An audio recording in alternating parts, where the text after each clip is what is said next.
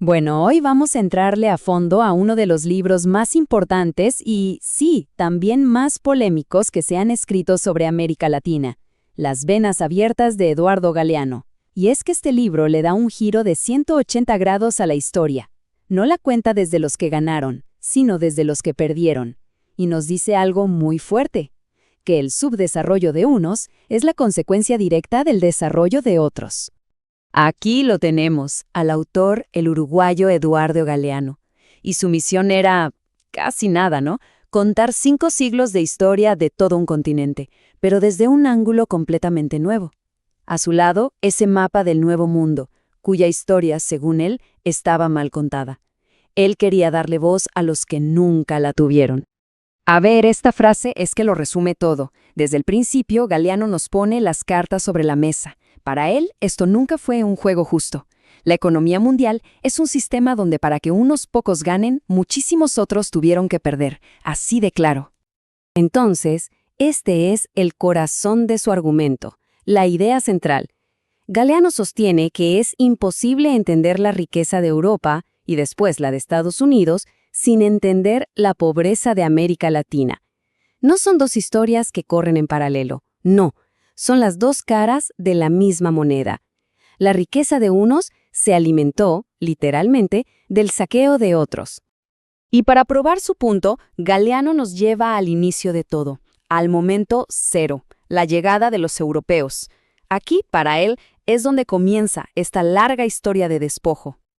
Uf, esta cita es brutalmente honesta. Viene de alguien que estuvo ahí, un soldado de Hernán Cortés. Y lo dice sin rodeos. O sea, sí, claro, la fe, el rey, pero que a nadie se le olvide el motivo principal, la búsqueda de riquezas. Más directo, imposible. Y aquí se ve el choque de visiones, ¿no? Por un lado, el discurso oficial, la misión sagrada, y por el otro, la descripción cruda de los aztecas, como puercos hambrientos. ¡Qué imagen tan potente!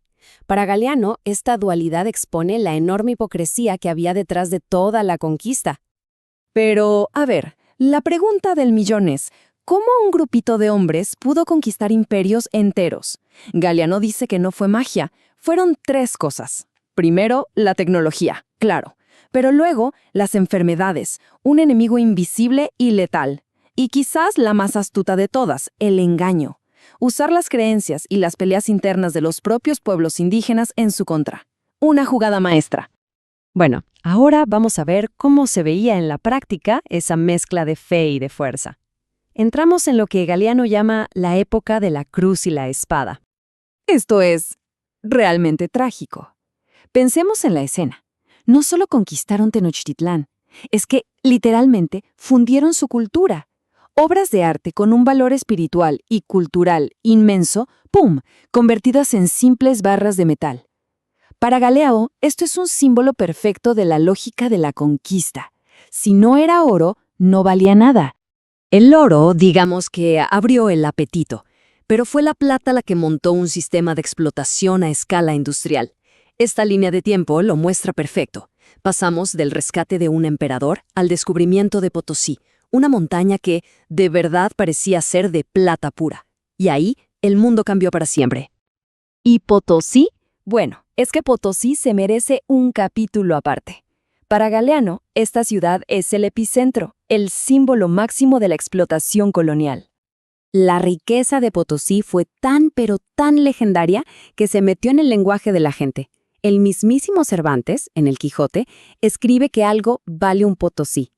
O sea, el nombre de una ciudad perdida en los Andes se convirtió en sinónimo mundial de algo que no tiene precio. Impresionante. Para darnos una idea de la magnitud, 160,000 personas. Imagínense, en medio de la nada, a 4,000 metros de altura, de repente surge una ciudad más grande que Londres o París en ese entonces. Una locura total, todo por la fiebre de la plata. Pero aquí viene el golpe de realidad. El contraste brutal. Toda esa opulencia se construyó sobre un costo humano altísimo. 8 millones de vidas. Por eso Galeano decía que Potosí no era la montaña de plata, sino la montaña que come hombres. Cada moneda que salió de ahí estaba manchada. Bien, entonces tenemos toda esta plata saliendo de América a raudales. La pregunta obvia es, ¿a dónde fue a parar todo eso? Porque aquí la historia se pone todavía más global.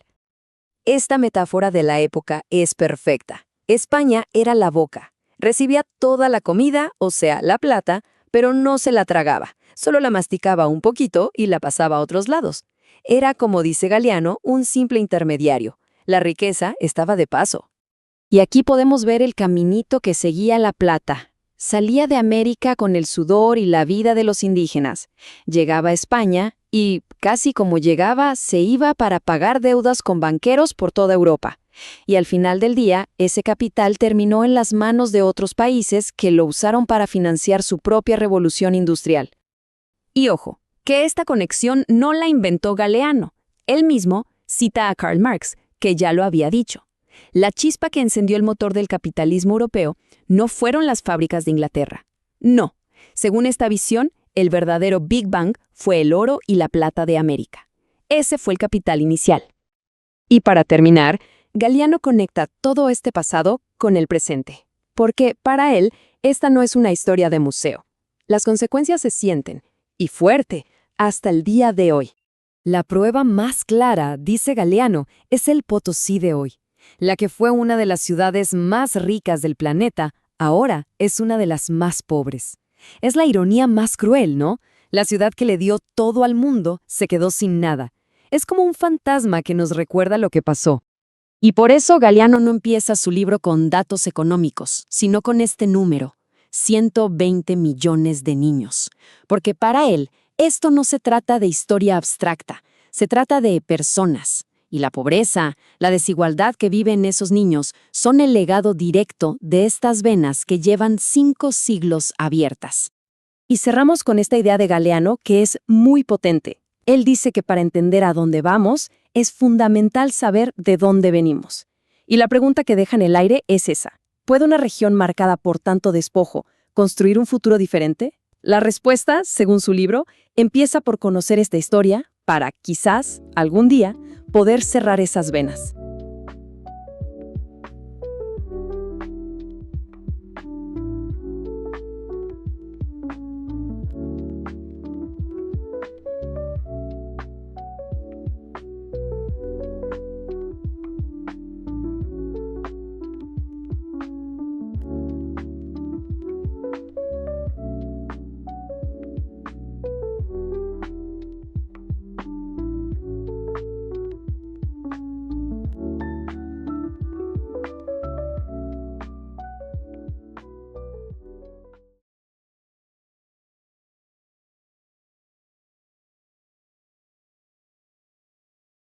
Bienvenidos de nuevo.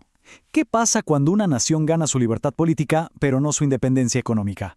Esa es la pregunta central que Eduardo Galeano explora en la segunda parte de Las venas abiertas de América Latina. Y en este análisis vamos a seguir desmenuzando su respuesta, que es bastante contundente. Fíjense en el título que Galeano le pone a esta sección. El desarrollo es un viaje con más náufragos que navegantes. Desde la primera línea ya nos pone en situación. Es una metáfora muy fuerte, ¿no? Y nos adelanta el tono crítico de todo lo que vino después de las guerras de independencia.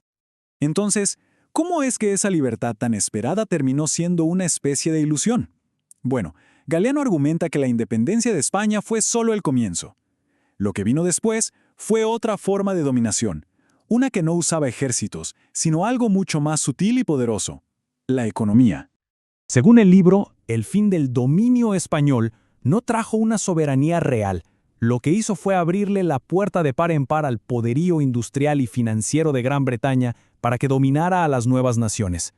Esta cita de un alto funcionario británico de la época es reveladora. Muestra un cambio de estrategia total. O sea, ¿para qué gastar recursos en ejércitos si se puede controlar un país entero a través del comercio y las finanzas? Un control, digamos, más elegante, pero igual de efectivo. Ahora, vamos a meternos con uno de los mecanismos clave de esta nueva dependencia. Algo que Galeano describe, con una palabra muy fuerte, como el asesinato sistemático de la industria local. Imagínense una inundación, literalmente. Así describe Galiano la llegada masiva de productos británicos. Y claro, con el apoyo de las élites locales que se beneficiaban de ese comercio, esta ola de importaciones baratas simplemente ahogó a los artesanos y pequeños talleres de la región. Competir era, pues, imposible. Este ejemplo de Argentina es tremendo. Un poncho, que es un símbolo de la cultura local, de repente era más barato si venía de una fábrica en Yorkshire. Pensemos en el impacto real de esto. Miles de tejedores, familias enteras, perdieron su medio de vida de la noche a la mañana. La ironía es increíble, ¿no? Que el propio cónsul británico lo reconozca. Todo era inglés. Esto no solo destrozó la economía local, sino que también estableció un patrón que, según el autor, se repite hasta hoy: la dependencia de los productos manufacturados que vienen de afuera. Y a medida que el siglo XX avanza, Galeano va trazando un cambio de guardia. El rol dominante que tenía Gran Bretaña empieza a ser ocupado, poco a poco, por una nueva potencia, los Estados Unidos. Este gráfico es clarísimo. En apenas 50 años, la inversión de Estados Unidos pasa de ser menos de una quinta parte a controlar casi 3/4 partes de toda la inversión extranjera en la región. Ojo, esto no fue un cambio gradual, fue una toma de control económica en toda regla. Y la estrategia también cambió. Ya no era solo sacar materias primas. Ahora, las grandes corporaciones norteamericanas empezaron a construir o comprar fábricas dentro de América Latina. Esto les dio un control nunca antes visto sobre la industria, los empleos y, al final del día, sobre las decisiones políticas de cada país. Bien, pero ¿cómo se mantiene este sistema en la era moderna? Galeano apunta a 2 herramientas fundamentales: las finanzas internacionales y una palabra que seguro resuena mucho hoy en día: la deuda. Aquí está el corazón de la trampa, según el libro. Es un círculo vicioso que parece diseñado para que los países no puedan salir nunca. Reciben préstamos, pero las ganancias de las inversiones se van al extranjero. Para pagar necesitan exportar más, pero al exportar más baja el precio de sus productos, y entonces necesitan más préstamos para cubrir el hueco. Es un ciclo sin fin que se alimenta a sí mismo. Y en el centro de todo este sistema, Galeano pone al Fondo Monetario Internacional.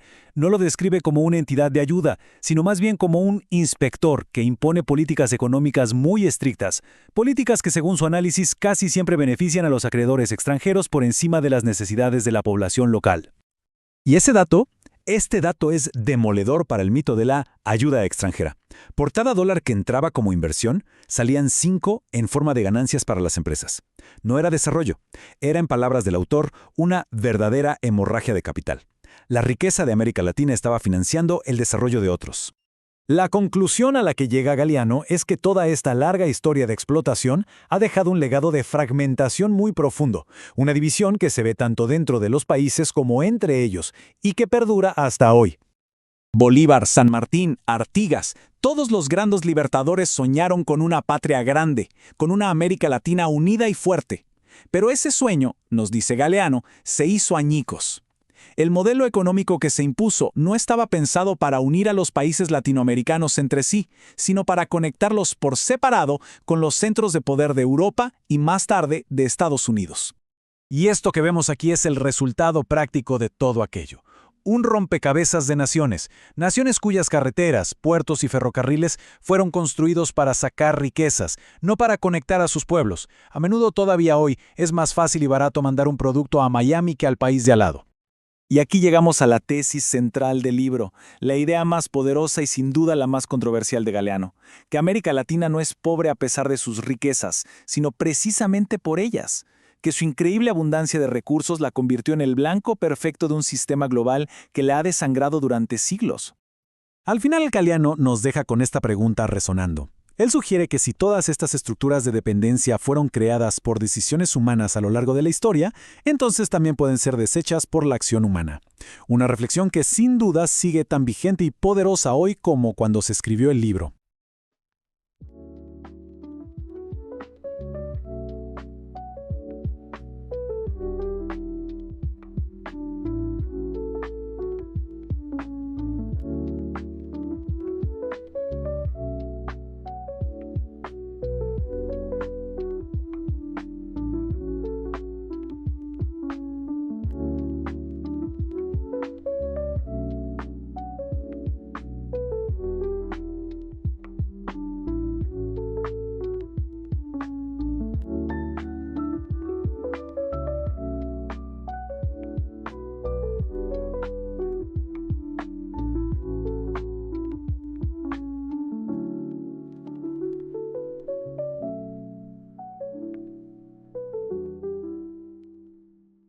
A ver, hay escritores que nos cuentan historias.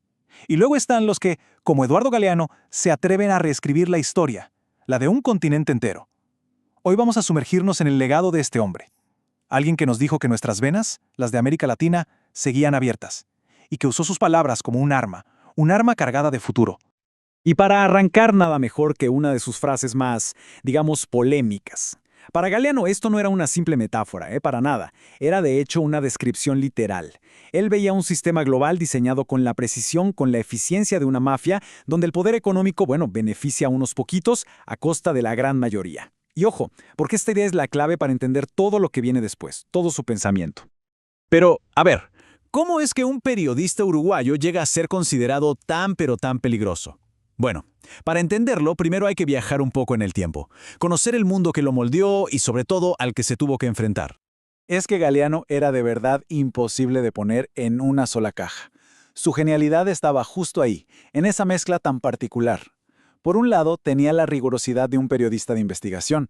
Por otro, la pluma de un novelista y la mirada profunda de un historiador.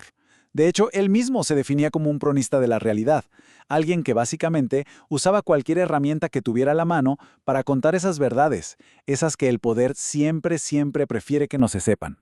Y esto es una prueba increíble del poder que tenían sus palabras. O sea, no estamos hablando de una simple crítica en un periódico, no.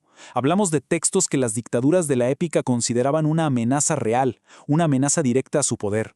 Y es que piénsenlo, cuando un régimen prohíbe un libro, es porque ese libro está tocando una fibra sensible, está haciendo algo muy, pero muy bien. Galeano no solo fue censurado, fue encarcelado y forzado a irse al exilio. Su crimen, atreverse a escribir. Toda esta persecución, de hecho, nos lleva directo al corazón de su filosofía. Para Galeano, el problema no era que el mundo estuviera simplemente roto o descompuesto, no, era algo más profundo. Estaba patas arriba, al revés, un lugar donde la lógica, la justicia, todo parecía funcionar de una forma totalmente invertida.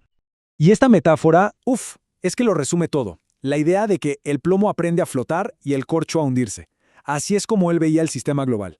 Como un desafío directo a las leyes más básicas, no solo de la física, sino de la lógica y la decencia.